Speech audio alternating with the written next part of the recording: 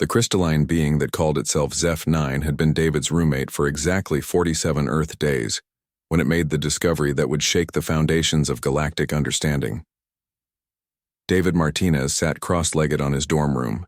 Floor, textbooks scattered around him like fallen leaves when Zeph's translucent form began pulsing with what he'd learned meant extreme confusion.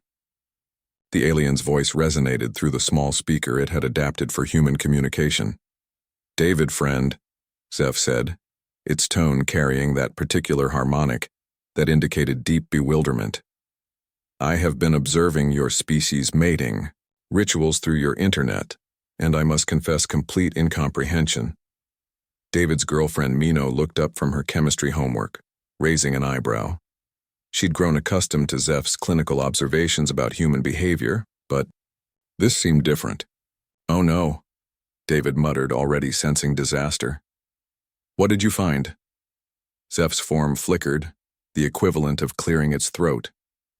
"Your reproductive process appears to be recreational. This defies all known biological imperatives across the galaxy." Mino set down her pen, suddenly very interested. "Recreational how?" "In my observations of 1,247 galactic species," Zeph continued, "reproduction is universally a purely functional process.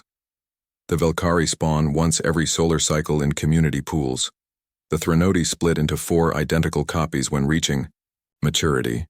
The Osarian queens lay 10,000 eggs after a single ceremonial coupling. But humans—" Zeph's light dimmed to what David recognized as profound confusion. "Humans engage in reproductive behavior for pleasure?" David felt his face burning. "Zeph, maybe we shouldn't." "And furthermore," the alien pressed on, "you form what you call pair bonds that often last decades, sometimes entire lifespans. This is unprecedented. Most species consider extended contact after reproduction to be biologically wasteful." Mino stood up, her scientific curiosity overriding her embarrassment. "You mean other species don't have relationships?" "Relationships?" Zeph's form brightened with interest. "You mean the emotional attachment that develops between reproductive partners? This is impossible. Such behavior serves no evolutionary purpose." David found his voice. "Actually, it serves a lot of purposes. Human offspring require years of care to reach maturity. Having 2 parents increases survival rates dramatically." "But that doesn't explain the recreational aspect," Zeph insisted. "I have observed through your media that humans engage in reproductive behavior far more frequently than necessary for procreation. Some engage in it with partners who cannot even reproduce together." Mino laughed, surprising both David and Zeph. "You're missing the point, Zeph. It's not just about making babies. It's about connection, trust, intimacy. It bonds us together." Zeph's crystalline structure seemed to recoil. "But the inefficiency, the time expenditure, the emotional vulnerability. How did humans ever develop technology with such distractions?" David suggested with a grin. "Exactly. My species reproduces through spore release during our hibernation cycles. Efficient, predictable, no emotional complications. We awake to find our offspring have already reached maturity and begun their own hibernation preparation. Clean. Simple." Mino tilted her head thoughtfully. "That sounds lonely." "Lonely?" Zeph's translation seemed to struggle with the concept. This word, it implies a need for companionship that serves no survival function. "Maybe that's exactly why humans are so successful," David said, the thought crystallizing as he spoke. "You said we're the first species you've encountered to develop faster than light travel, within 10,000 years of civilization, right?" "Correct.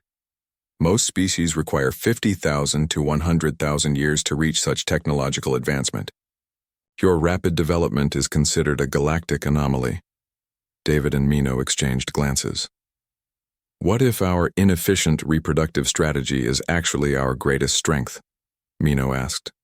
Zeph's form went completely still, the alien equivalent of holding one's breath. "Think about it," David continued. "Because we form long-term pair bonds, we're motivated to build stable societies. We create art, music, literature, all to attract and maintain these bonds. We take risks together, support each other through failures, share resources. And because we have recreational reproduction, Mino added with a slight blush, we're constantly practicing cooperation, communication, and trust. These skills translate to everything else we do. Zeph began pulsing rapidly. You're suggesting that your seemingly illogical reproductive behavior actually accelerates social and technological development? Not just that, David said, getting excited. Our kids require years of care, so we have to plan for the future, build educational systems, create stable communities. Other species just spawn and forget. This is, Zeph's voice rose to a frequency that made the windows vibrate. I must contact the Galactic Council immediately. If your hypothesis is correct, we've been studying human development from entirely the wrong perspective. 3 weeks later, David's dorm room had become an impromptu research center. Xenoanthropologists from across the galaxy gathered virtually to observe what they'd begun calling the human pair bond phenomenon. Mino squeezed David's hand as they watched Zeph present their findings to a council of beings so alien that the translation software could barely render their forms. In conclusion, Zeph announced, humanity's rapid technological advancement appears directly correlated to their unique reproductive strategy. Their inefficient emotional bonding creates unprecedented levels of cooperation, innovation, and social stability. The response was immediate and overwhelming. Species after species began reporting that they were reconsidering their own social structures, wondering what they might have achieved with a little more connection. David grinned at Mino.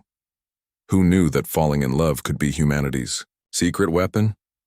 Mino laughed, kissing his cheek as Zeph's excited pulsing filled their small room with rainbow light. Sometimes the most human things were exactly what made humans extraordinary.